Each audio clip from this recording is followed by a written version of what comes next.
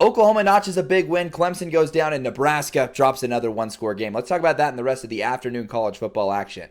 I'm not sure if I've ever seen an offensive line get violated like Auburn's did in this game. Oklahoma eviscerated them. 10 sacks in this game and even more tackles for loss. It was just ridiculous. I was impressed by Jackson Arnold simply because of how he was able to operate despite all of the pressure he was showing. And yeah, he probably caused a few of the sacks, but Oklahoma, a dominant and emphatic defensive performance. On offense, definitely a few concerns. They were a little bit more inconsistent than you'd like to see. Kind of a similar game script to the Michigan game, it felt like. Mateer still obviously a great playmaker, but it does feel like they need to clean some things up in order to be taken really seriously as like an SEC title contender.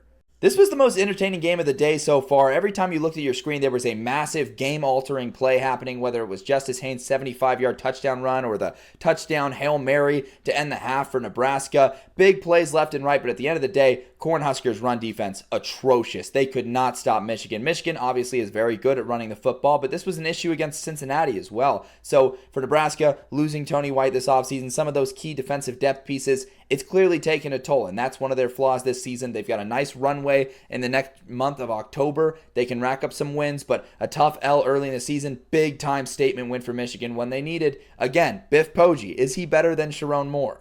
After a long delay, it finally happened. Syracuse takes out Clemson, and it wasn't particularly close. Clemson was kind of out of this game. We had a long time to sort of stew on this as the score was 24-14 during that weather delay, and the Tigers just look awful. They are officially on 2024 Florida State protocol, which the Noles went 2-10 after being a top 10 team. Clemson could be on that track with how awful they've looked. Their one win this year was a come-from-behind victory against Troy. For Fran Brand and Syracuse, it's a nice victory. Doesn't concern you what's going on with Clemson. You go on the road like that, you get a victory. That's a huge victory for a program, especially when you've got as daunting of a schedule as they have this season.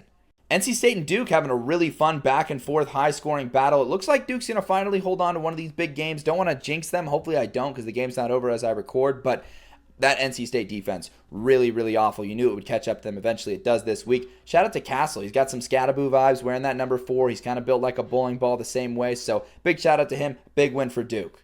Troy absolutely deserves a shout out too, though. They were down 17-0 to Buffalo, looked lifeless against a MAC contender, but then just exploded late in this game. 21 unanswered points, and they hold on for the victory. A big-time win for Jared Parker and the Trojans, and they look pretty good. They could be a daunting Sun Belt team. And finally, shout out to Western Michigan, their first win of the year on a gutsy 2-point conversion under a minute left to win this one. For Jason Candle and Toledo, they've had some really good teams and talented rosters, but they always seem to take losses like this. I feel like the heat's getting turned up a little bit just in terms of competitive pressure, probably not job security pressure for a guy that's been there for so long.